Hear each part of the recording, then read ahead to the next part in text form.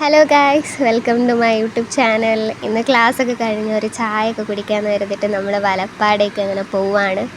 മെയിനായിട്ടുള്ള കാര്യം എന്ന് പറഞ്ഞാൽ ഓരോരുത്തർക്ക് ഇറങ്ങാനൊക്കെ ഓരോ സമയമാണല്ലോ. അങ്ങനെ ഒരു കണക്കിന് എല്ലാവരും ഇറങ്ങി നമ്മൾ പോവാനായിട്ട് റെഡി ആയിട്ടുണ്ട്. പോകുന്ന വഴിക്ക് അങ്ങനെ കുറച്ച് ആൾക്കാരൊക്കെ കണ്ടുമുട്ടി. അങ്ങനെ സംസാരിച്ച് നമ്മൾ ചായ കുടിക്കാനായിട്ട് ഒരു തട്ടുകടയിലാണ് എത്തിയത്.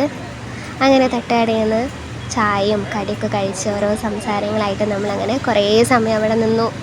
സമയം പോയതേ അറിഞ്ഞില്ല. അതിനിടയിൽ എന്തൊക്കെയോ സംസാരങ്ങളൊക്കെ നടക്കുന്നുണ്ട്.